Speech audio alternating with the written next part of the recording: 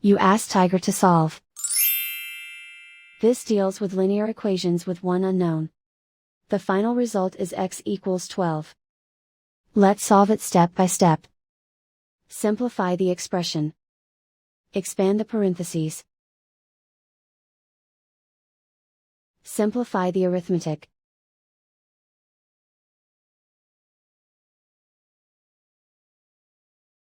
Group all constants on the right side of the equation.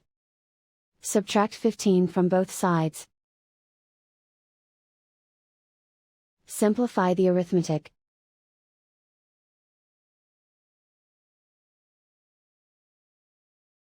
Isolate the x.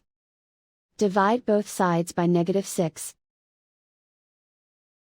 Cancel out the negatives.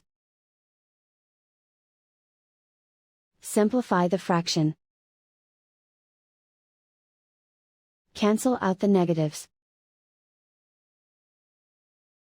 Find the greatest common factor of the numerator and denominator.